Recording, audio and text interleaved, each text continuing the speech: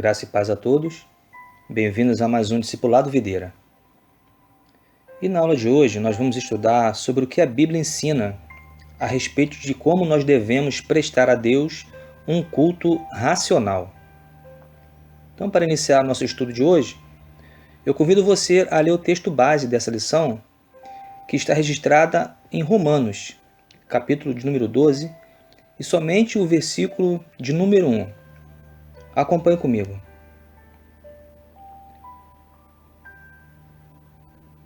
Rogo-vos, pois, irmãos, pela compaixão de Deus, que apresenteis o vosso corpo em sacrifício vivo, santo e agradável a Deus, que é o vosso culto racional.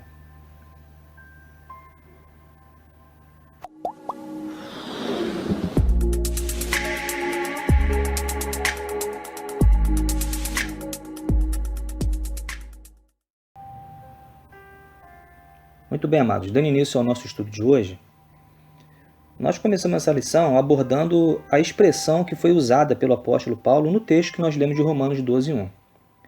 O que seria apresentar os nossos corpos a Deus como culto racional? Qual o significado dessa expressão? Então, para entender o termo que foi usado pelo apóstolo, nós devemos compreender as duas palavras que ele empregou, nesse texto, culto e racional. Acompanhe comigo a explicação desses dois termos. Culto, ela traduz uma palavra grega, latreia, que significa adorar. Já no nosso dicionário, ela significa homenagem prestada. E esse termo culto, ele está também registrado em João 16, Romanos 9 e também no capítulo 12, de Romanos. E em Hebreus 9, 1 e versículo 6, ela traduz serviços sagrados. Pode ser o serviço de obediência a Deus em geral, ou pode se referir, como nas duas citações de Hebreus, a atos específicos de louvor dirigidos a Deus. Então, assim, a palavra culto, em nosso uso hoje, corretamente, ela se descreve um serviço dado ao Senhor quando os cristãos o adoram. Mas a mesma palavra ela pode abranger qualquer ato também de obediência que venha a honrar o nome do nosso Deus.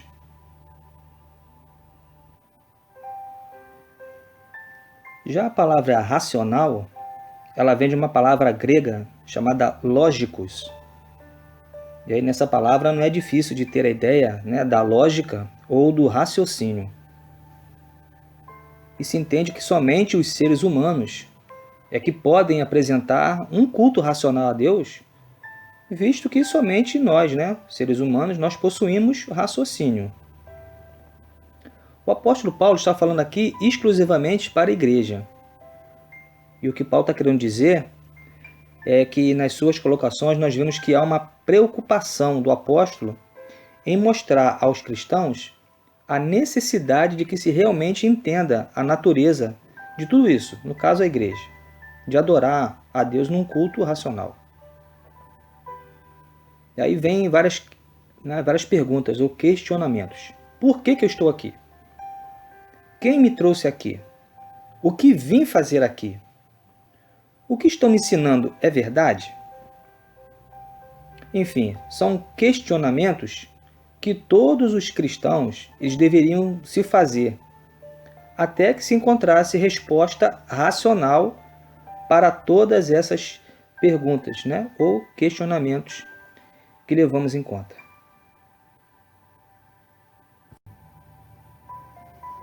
E o que é então o nosso culto racional? Uma vez que nós entendemos o que Deus tem feito por nós, faz muito sentido a gente se dedicar a Deus em obediência e serviço, mas com entendimento, ou seja, tão somente prestar um culto lógico. E o apóstolo Paulo ainda revela 3 qualidades que são relativas ao culto racional e que está expressada pela palavra sacrifício. O sacrifício precisa ser vivo, santo e agradável a Deus.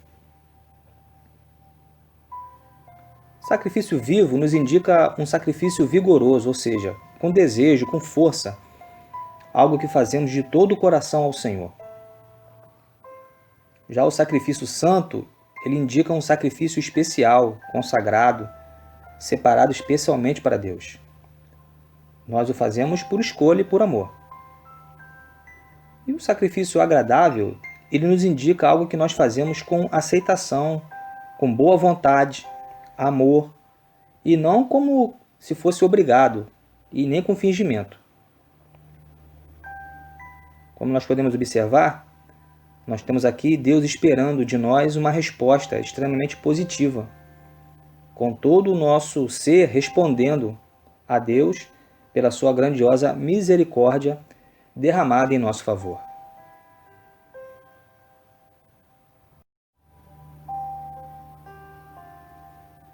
Para a realização de um culto racional, são necessários alguns elementos. Os elementos do culto, eles são os meios que são usados pelo adorador para ele expressar o seu culto. E os principais elementos do culto para um culto racional são a Bíblia, a oração, a música, os sacramentos, que são os atos litúrgicos, e o ofertório. O primeiro dele, a Bíblia Sagrada. A Bíblia é a palavra de Deus. Ela é o elemento mais importante do culto. Sem ela, o culto é vazio, sem substância. E as verdades bíblicas, elas devem modelar o ato do culto, como as ideias e o comportamento de um verdadeiro adorador. E a Bíblia, ela aparece no culto sob diversas formas. As principais são a leitura, que pode ser individual ou conjunta, a pregação, o canto, as saudações e as bênçãos pastorais. A oração. A oração é cumprir uma ordem do Senhor. E a oração ela é indispensável à vida de qualquer cristão. E ele deve praticar de forma individual e coletiva. A oração ela é um privilégio do cristão. Isso foi concedido por Deus para elevar esse cristão na condição de filho. E a Bíblia ainda nos ensina que a oração ela faz parte do culto particular e público. A música. A música ela também se destaca como um elemento indispensável ao culto. E a igreja ela sempre usou hinos e cânticos espirituais na expressão do seu culto. E se tratando de um culto racional, a música ela ganha um destaque ainda mais importante em relação ao serviço prestado a Deus. E isso é através de algumas características que nós precisamos encontrar na música. Eu gostaria que você acompanhasse essas características comigo. A música ela deve expressar verdade bíblica. Ela deve ser caracteristicamente devocional. Ela deve possuir boa forma literária. A música ela deve ter um bom estilo musical. Ela deve ser apropriada também à ocasião em que ela estiver sendo usada. Ela também deve ser adaptada ao uso da congregação. E também deve ser apropriada e estar ao alcance da capacidade dos cantores cantarem. O apóstolo Paulo também nos revela que música na igreja ela deve ser salmos, hinos e cânticos espirituais, entoados para o louvor a Deus e para a edificação mútua dos irmãos, conforme essa referência de Colossenses, capítulo 3, versículo de número 16.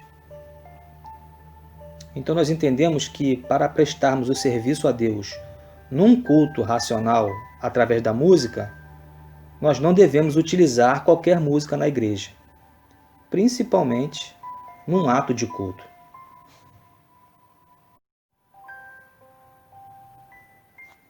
Os sacramentos, que são os atos litúrgicos. Os sacramentos são os sinais e selos da graça que foram instituídos por Deus para representar Cristo e os seus benefícios, e também como uma forma de fazer separação entre os que pertencem a Deus e o resto do mundo. E existem 2 sacramentos que foram instituídos pelo Senhor Jesus: o batismo em águas, e a Santa Ceia. E ambos desses sacramentos, ou esses atos litúrgicos, eles devem ser celebrados publicamente e administrados somente por pessoas ordenadas. O ofertório, ou seja, o ato de ofertar ou dizimar, ele faz parte do culto. E ofertar sempre foi um elemento integrante da adoração a Deus e uma expressão de fidelidade. O reino de Deus ele não se edifica com dinheiro, mas com pessoas. Então, após um novo nascimento, nós não devemos deixar de dar o dízimo, porque esta é uma questão de obediência, consciência e compromisso com a obra de Deus. Em suma, resumindo tudo, ofertar é cultuar e cultuar é ofertar.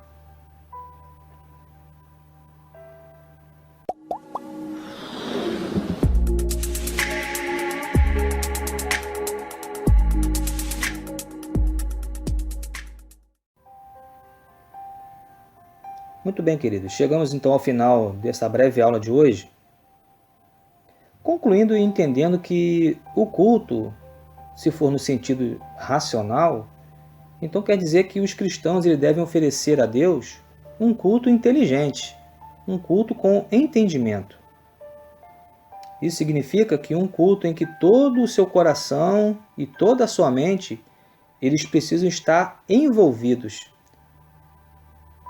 Em outras palavras, culto racional é aquele culto em que o crente ele se apresenta ao Senhor de forma coerente, na compreensão da grande misericórdia de Deus no que diz respeito à obra da redenção. É nesse sentido também que o culto racional ele pode ser chamado de culto espiritual. Isso faz oposição ao culto cerimonial lá do Antigo Testamento. O culto sacerdotal, levítico, era marcado por uma série de ritos e formalidades. Mas agora, por meio de Jesus Cristo, os verdadeiros adoradores são aqueles que o adoram.